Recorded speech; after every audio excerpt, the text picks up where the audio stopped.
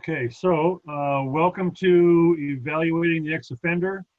Now, whether you've already started to access this population or you're just thinking about it, or perhaps you might be skeptical about this issue, I think you'll walk away today with some very useful insights, information, and tools that are going to help you make the right decision for your organization. Our goal here today is to bring you completely up to speed on what you need to know if you want to properly evaluate candidates with a criminal record. First, though, is the required legal disclaimer. The authors of this presentation are not attorneys, and the advice given in this presentation is not to be taken as legal advice. I'll check with Betsey on how I did there after bit. So here's a short outline of what we'll be talking about today. I'd like to share some quick hits from my research I think you'll find meaningful. I'll explain what the three most common mistakes are that organizations make.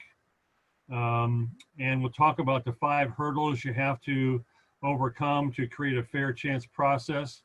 And to make it easy for you, I've identified these major issues with a slide that looks like this. And at the end, I'll show you how we have solved these issues for employers, which led to the creation of fairchanceemployer.com. Now, you've been given 2 handouts. Handout A is taken from the EEOC website. If you're able to print this out now, it would be helpful because we'll be discussing the government regulations during this presentation. And handout B is one that gives you some action steps to take in your own organization, and we'll talk about that at the end. I want to leave you with something you can use to take back to your organizations. So question is, how did I get here? So there I was at my desk minding my own business, and that business was serving as the HR and safety director for a group of companies in central Minnesota. And on that desk lay the personnel folder for a candidate we were considering for one of those business units. My problem was that I had never hired a candidate with this serious of a criminal record. And I didn't know what that should look like. So I consulted with a number of HR attorneys and advisory groups and asked them, what is this? What should I have in my folder and what should this look like? And nobody could really give me any answers. So I was kind of frustrated by that, and thought that somebody needs to figure this out. So a couple of years ago, I kind of felt inspired to dig into this issue and get some answers. Just in Minnesota, we've got hundreds of companies looking for dependable employees. We got thousands of ex-offenders out there looking for a new start. And I thought, somebody should figure this out. So that is what brought me here today. Okay, first up, how many people are we really talking about? This is a question I get asked a lot. So there are about 7,000 to 8,000 people released from Minnesota prisons every year. My surprise was how many people are run through the county systems. So as an employer, these are the 5 counties that I always considered as the labor pool for mid-Minnesota. And here are the numbers of people arrested and released each year by county. Now, most of these folks have very minor issues. I would say conservatively, at least 20% have a serious enough of a record to cause us a hiring concern, which gives us about 4,500 people annually released into these 5 counties, or about 375 people a month. Now, if I'm trying to fill a couple dozen positions in my plant, I was surprised at how significant that number is. Of all the articles I've read, here are a couple that provide some points I think that will be very useful in your decision making. This article from SHRM cites some interesting findings for a couple of nationwide surveys. More than 2/3 of HR professionals who've hired people with criminal histories think their quality of work is as high as or higher than the work of employees who don't have a criminal record. But the new research also identifies barriers to the employment of people with criminal records. They include employer concerns about legal liability and customer reactions, regulations that prohibit hiring or make it difficult to hire. Another SHRM article by Stephanie Ward about a year ago was a good read. Again, nothing specific about a fair chance process, just some encouragement to work with this population. And this article from the BBC business section, which I found had referenced some very meaningful surveys and studies in the United States. And here are just a few quotes that I think you'll find helpful. In a survey of managers who have hired ex-offenders, more than 80% of the managers said they thought workers with a criminal record were of equal or better quality than workers who hadn't had a brush with the law. And this, of course, is similar finding to the one we just observed. The BBC article cited information compiled from this groundbreaking longitudinal study of the US military by a UMass sociologist. Now, some of you may know the military doesn't often hire candidates with a felony, but when their recruitment goals are not being met, they will open things up and extend what is called a felony waiver. One of the more striking positive findings was the more pronounced promotion success for enlistees with felony waivers, who are 32% more likely to be promoted to the rank of sergeant than similar enlistees with no felony history. Now, this was a real eye-opener, particularly when you consider that this type of promotion is very much a performance-based decision. And another quote. In a recent survey, 90% of employers were concerned that an ex-offender might pose a risk either to staff or customers. And, you know, let's face it, that's probably on the mind of anybody considering someone with at least a fairly serious criminal record.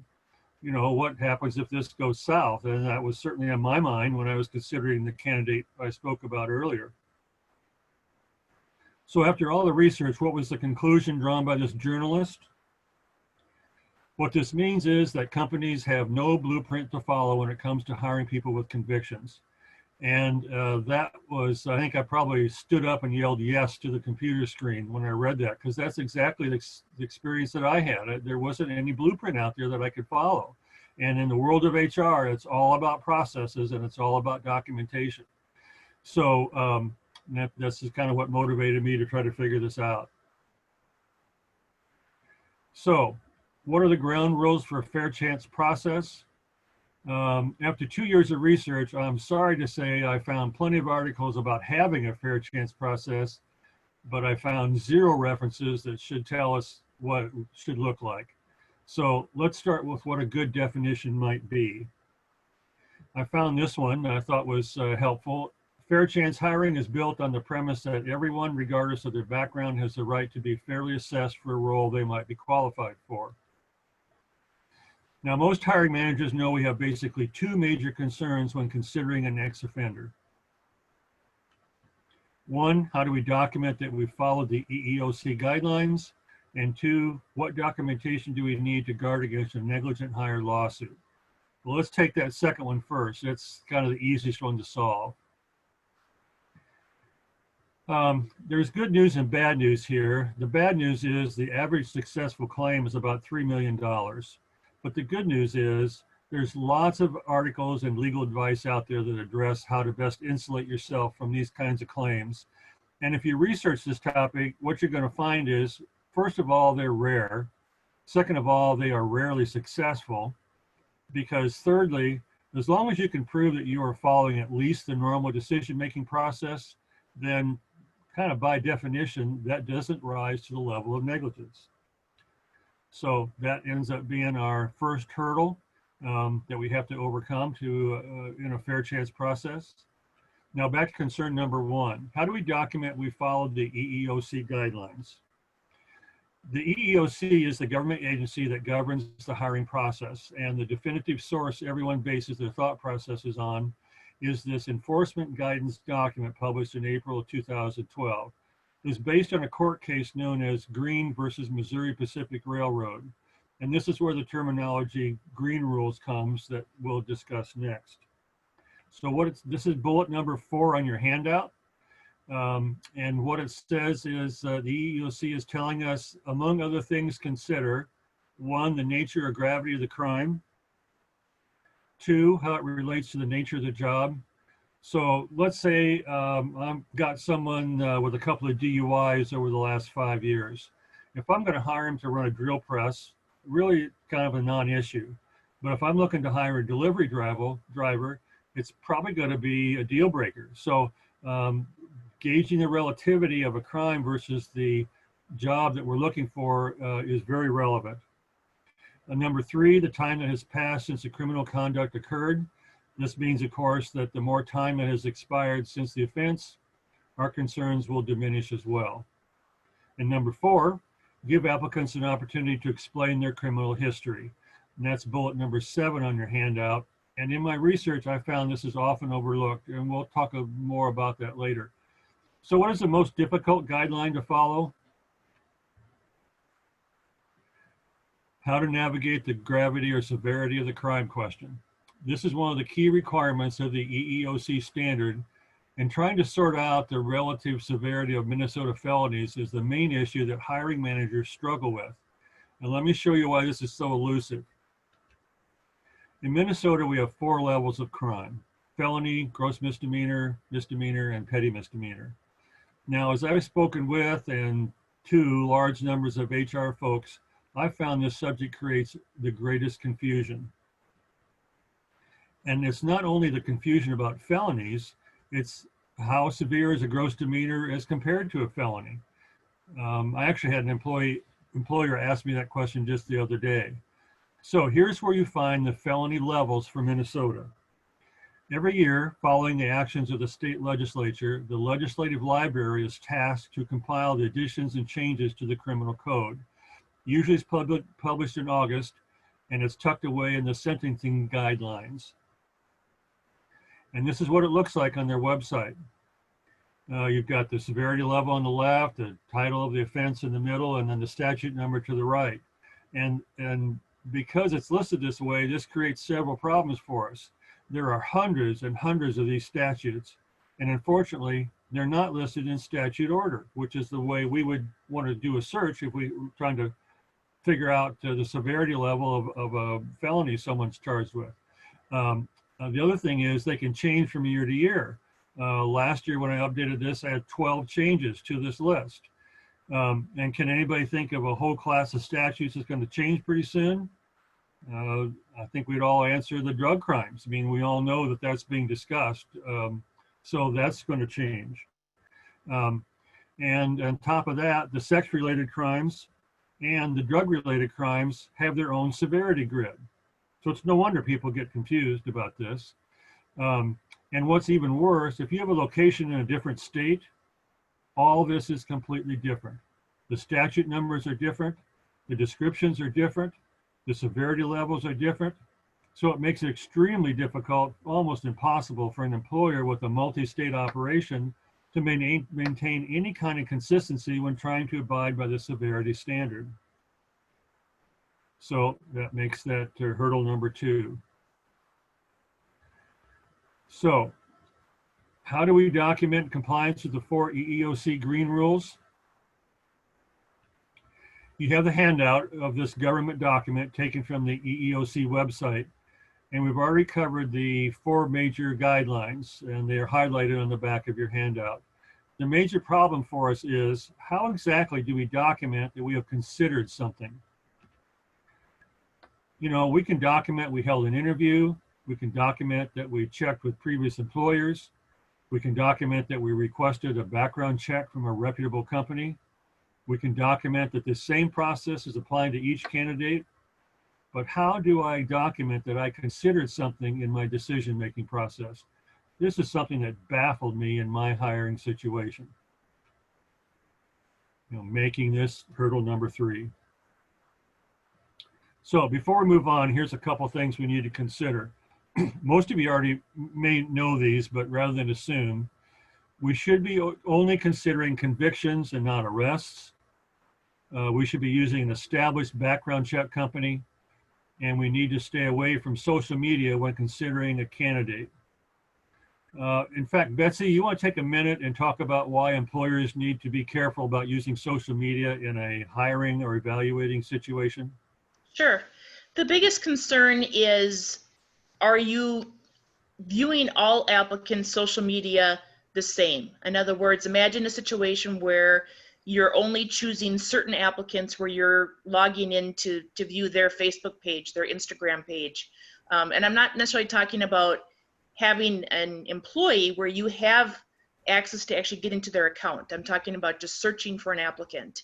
The concern is that Minnesota and both the EEOC have what we call protected classes, which means that you can't discriminate against certain applicants based on their race, their age, their nationality, their gender, whether they have a disability. And so the concern is that if you are viewing applicants' social media, you may have some insight into their race, their age, their disability status, their familial status. Do they have children? And so generally what I advise employers is have a policy on whether or not you want your HR professionals to be looking at social media for applicants. Either do it for everybody, or at least for the same position, you're viewing all applicants, or advise your HR professionals to not be viewing any applicant social media sites. Again, people will say, well, how likely are they able to prove that we discriminated against them based on what's on their social media? Nowadays, with the type of technology we have, it's not that difficult to run a search to see who your HR professionals have searched. And so, again, I think the main thing is that you're just consistent in your practice. Either have a policy that you're going to view all individuals or all applicants, or you're not going to view any applicants, because the concern is that there may be either some discrimination or at least some unintentional discrimination that's going on by viewing people's social media. Thanks, Betsy. And on another practical note, personal note, one of the heads of one of the business units I was serving decided to go ahead against my wishes and search social media for a candidate that we had. And he came back to me and said, oh, there's just no way that we want to hire this person. And I said, okay. Well, we did the interview, and after the interview was over, he came to me and said, oh my gosh, this person's going to be perfect. They're just going to be outstanding. So, I just don't notice that social media in a general term is really going to be that helpful to you, for whatever that's worth.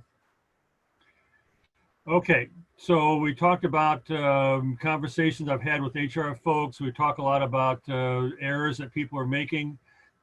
This is the most common error I see. I hear people tell me, we consider candidates with a criminal record, but not if they have a violent crime in their history. I hear this all the time. And I get it. We know that there are ex-offenders out there we probably want to hire and some that we don't. And this seems like a common sense approach to the we got to draw the line somewhere concept, right? But with all the research I've done and all the conversations I've had with HR attorneys, I would advise you to avoid this standard for 3 reasons. Reason number 1, there are 2 nationwide companies who would sharply disagree with this standard. They're Target and Dollar General, because both these organizations recently settled big dollar lawsuits with the EEOC, and these penalties were based on the criminal history standards they applied to the hiring process. Because when you apply this kind of standard, this is what you bump up against. When you consider crime stats by race, and you've probably heard of some of these, this is what you get. If you are white and you make up 60% of the population, you account for 44% of the violent crime convictions. If you're Hispanic, it's 18%, and you're convicted 14% for violent crimes. And if you're African American, you account for 23% of those convictions. And this is why you're hearing a lot of talk lately about justice system reform. And this is precisely why the EEOC prevailed in these lawsuits. Because when you exclude evaluating candidates with violent crimes, you can't escape excluding more people of a certain race from the hiring process. Disparate impact is the term used for this kind of exclusion. And this is what is referenced in bullet number 2 of your handout. Now, the second reason I would not advise employers to take this stance is every single, without fail, every single parole and law enforcement officer I have talked to, they've all got a story. And they all start out with, I know a guy. And he was 18 at the time, or he was in the wrong place, or he didn't have enough money for a decent lawyer. But he's got this label tagged on him now, and nobody will hire him. He's got a family. I know this guy. He's not a violent person. Which leads us to reason number 3. In the most recent nationwide study of recidivism, and That's the measurement of people returning to incarceration. The average rate of arrest following the first 3 years of release was over 9% less for offenders of violent crimes than it was for offenders of property-related crimes. And again, the conclusion here is not that you should not be excluding ex-offenders of violent crimes from your hiring process. So should we apply more scrutiny? Yeah. Should we be digging deeper? Absolutely. But don't put your organization in harm's way by using this kind of filter. Okay, now our second most common error, not holding an interview to discuss the candidate's criminal history. This is the fourth EEOC requirement that we just reviewed, bullet number 7 on your handout. And I think this is a holdover from the old days when we were told specifically not to discuss criminal history during an interview. But with the ban-the-box laws, the whole landscape has changed. And we're actually supposed to talk to the candidate specifically about their criminal record in order to allow them an opportunity to provide us their input. Making this hurdle number 4. And the third most common error, not running a background check. From talking with HR managers, they tell me the thought process is this. Well, since there's no established blueprint for hiring ex-offenders and we are desperate for workers, why are we spending money on something that we are normally ignoring? And if I'm a business owner, that's probably a question I'd be asking. But I've never talked to an HR attorney that would advise an organization to do this because it is the #1 most basic defense against a negligent hire lawsuit. So Donna, I would bet this is an issue you deal with a lot. Mm-hmm. Yes, it is. What I like to talk to my clients about is the reputation of their firm and protecting that reputation and having information up front. It's not that my clients don't hire felons, it's that they know up front what they are hiring and have that honesty up front with their clients. I have clients in the St. Cloud area. They will freely hire felons, but they want that person to be very upfront with what they're going to find out. It's the fact that they are hiring for positions of trust within their organization. It could be high levels of trust or low levels, but your reputation is as good as your next new hire.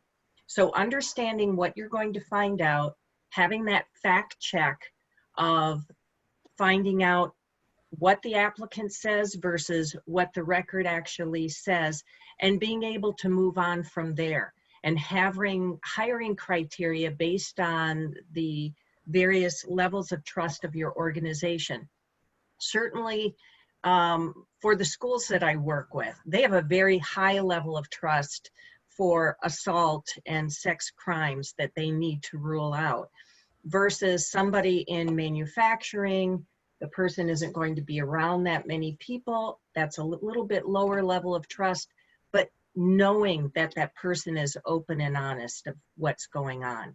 So it's more of knowing what you're bringing in, having that person have those open and honest conversations of what you're going to find out, and marrying those with your hiring criteria that's so important for businesses. Thanks, Donna. Appreciate that. Sure. Okay, so one more hurdle. Can we talk to a parole officer or law enforcement officer about a candidate? And one thing I discovered when I was working with probation officers is that the reference check release that we and HR folks in Minnesota normally use to contact previous employers, those forms do not have the proper language to release a parole officer to talk to us about a candidate. So, which means we have to come up with our own properly worded form to gain access to the people who really know our candidate. So, designing a good fair chance process for your organization is not an easy task. So here's how we've cleared those hurdles and created a great process for our members. And I think you'll find them helpful if you want to design your own fair chance process. So what about negligent hire lawsuit? Every HR attorney I have worked with has told me that the 3-step process we created at fairchanceemployer.com is the most extensive negligent hire protection they have seen. How did we solve the severity level issue? Well, we created a website and loaded over 800 statutes from the 5 categories that are most likely to appear on a background check, and those would be crimes against a person, crimes against property, drug-related, sex-related, and vehicular crimes. And working with the legislative library and various levels of law enforcement, we have created a scoring grid for all these statutes based on the level of crime as assigned by a given state. What about the how we considered problem? Remember, we've got 3, the severity of the crime, how it relates, and how long ago it happened. On our website, we've created what we call a candidate dashboard. It takes information from your background check and establishes a number or score relative to the first 3 guidelines.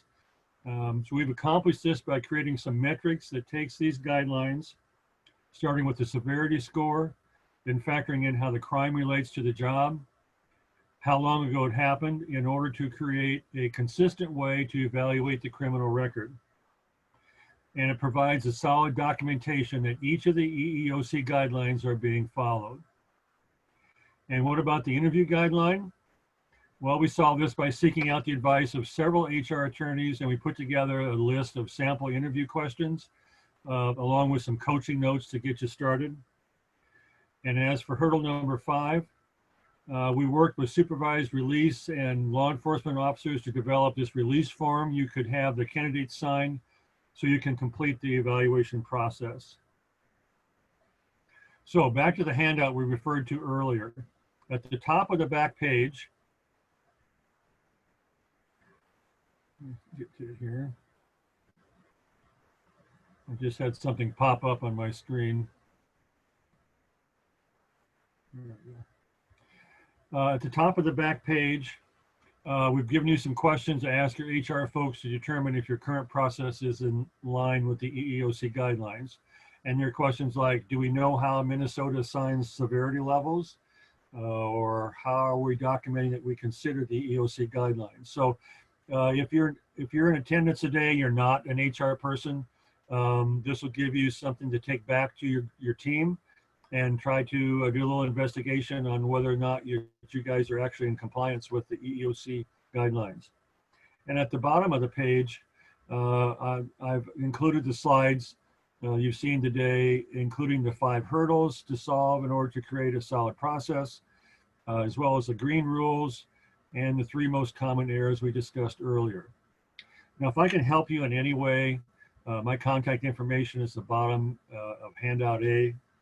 So we've covered a lot of ground in the last 20-30 minutes, and you've probably given you some new information and plenty to think about. So let's break for your questions. Amy, do you have any questions in the chat box yet? I do, Dick. So a couple of them you have addressed afterwards. There's one not sure that we did. Question is there any notification required to be done to the other employees that you're hiring a felon? Betsey, that might be one for you.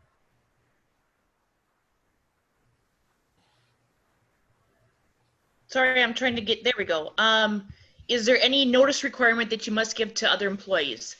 No, you know, it's towing a fine line between if you decide to share with the other employees that your new employee has a history of domestic abuse or something, I'm going to guess that that employee is going to feel like their privacy was violated.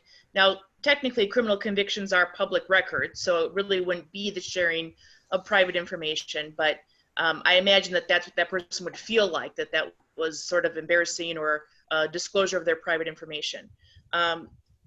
Generally, you're probably not going to want to share the information. When we look at it from a lawsuit standpoint, could somebody later bring a lawsuit and say, well, my employer failed to inform me that this person had a criminal background, maybe a violent criminal background?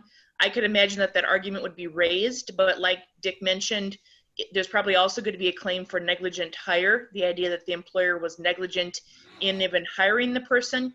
And those claims really are very hard to prove, especially if the employer has taken reasonable steps, like the steps that Dick mentioned when hiring the person with the criminal background, and they're also not usually very likely to succeed in court. So I would say generally no, you don't have any notice requirement that you need to follow to notify other employees of the applicant's or the newly hired person's criminal background.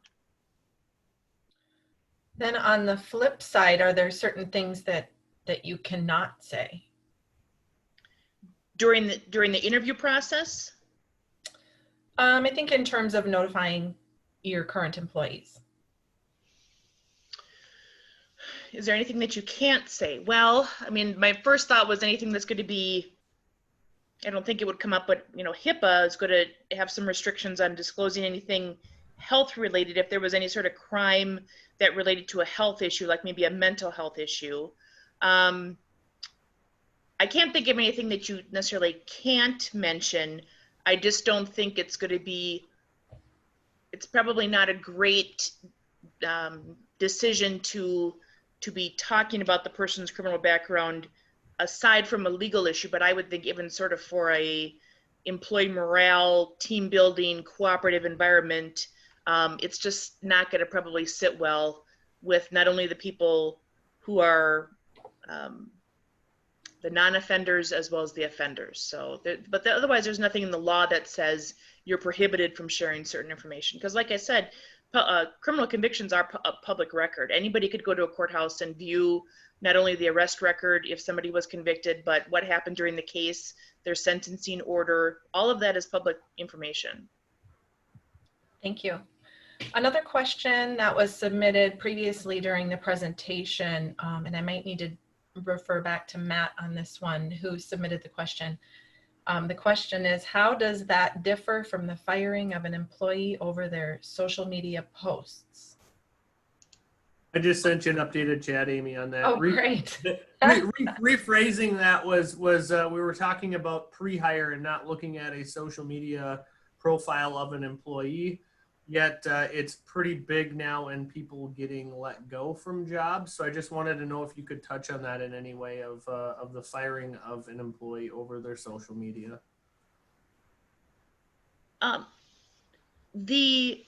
It's a very changing area of law, and so we're staying on top of how the EEOC and courts are ruling on this. But generally speaking, this goes back to the National Labor Relations Act.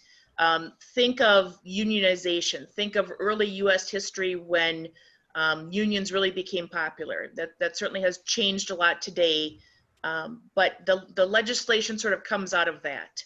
And so in the National Labor Relations Act, there are a lot of protections for employees on being able to what they call engage in concerted activity. In other words, being able to communicate with other employees about the conditions of your workplace, the long hours we work, the unsafe conditions.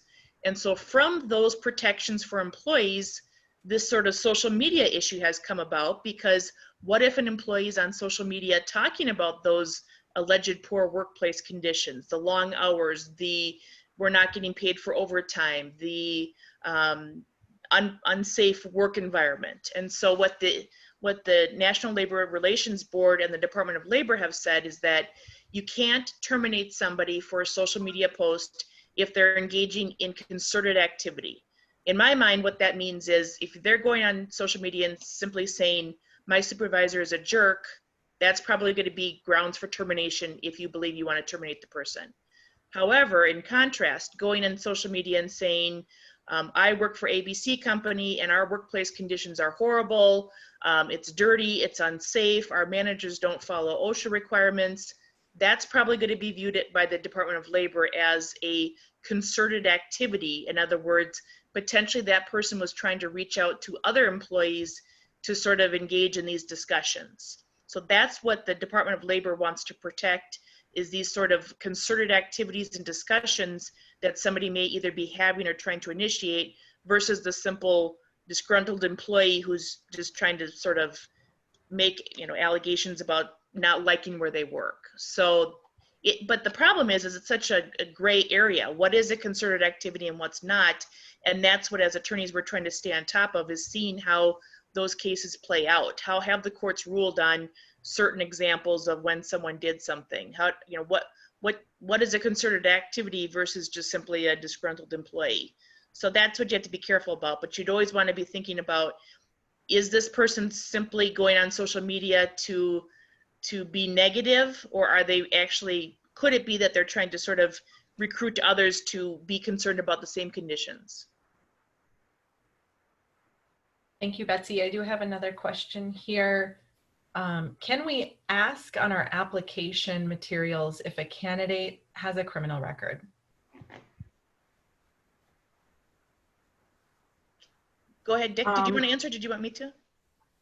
Actually, the answer would be no. Because of the ban the box laws, I can't remember how many states now. I think it's up to 40 states now have ban the box laws.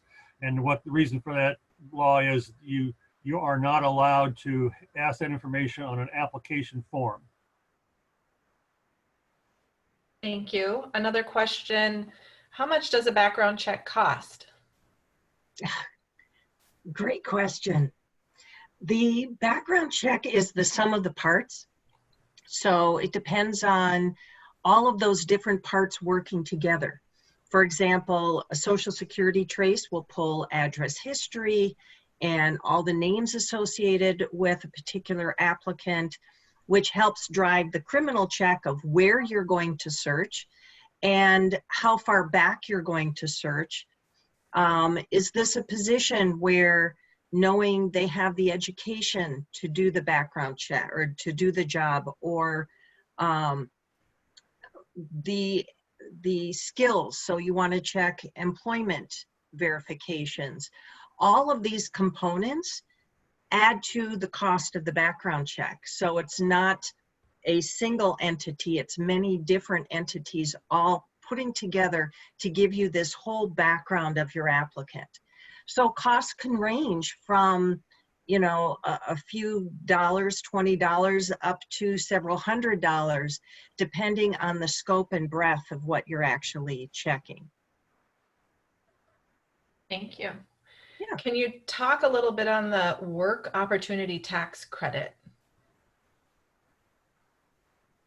So the work opportunity tax credit is a government program that will give you back money by hiring different classes. It could be hiring someone in the military, you get tax credits. Hiring felons, you can get tax credits. So this is where knowing what's in someone's background from a criminal standpoint, as well as all their experiences, can help you, especially as a small business, get money back from the government by helping to bring people into the workforce with various types of backgrounds, from military and criminal, as well as disabilities. What do you have to show for tax purposes or getting that credit back? What do you have to show as proof of knowledge of their prior felon or prior military experience? That is really a great question. I don't know specifically everything that has to be shown. I think there are questions that need to be asked and answered by the applicant, but I can certainly look into that. I have some information and I can send that up through Richard and get that out to the group. Yeah, I believe there's actually, I talked to my accountant about that, and actually we've got a link in to the forms and kind of a cheat sheet on how to do that on our website. Good. But as I recall, there's what most people aren't aware of is that the first thing you do is you fill out a form and you send it in so that you can apply to be, you know, to kind of be cleared to request this. And in fact, I think I also had my accountant draw up a John Doe tax form so people would know what it should look like when they file their taxes at the end of the year. Wonderful. No, that's all I have for questions right now, Dick. Well, very good. Well, I just have one last comment. You know, I realize this presentation, particularly if you're kind of on the fence about this issue, it might appear like I'm trying to move you towards considering this population of people for employment. And I want to assure you that is not the case. I'm not a social justice warrior. I'm an employer just like you, and I wanted to find answers so people wouldn't have to go through the agony that I had to go through to hire somebody. So that's why we created a website, and that's why we created the process. But what the research actually did show us is that if you're looking for people who are dependable, hardworking, and loyal, this is a pool of candidates that it's worth your time to investigate. So the problem is you have to have a good, fair chance process, one that gives you some good research, helps you make a good evaluation, and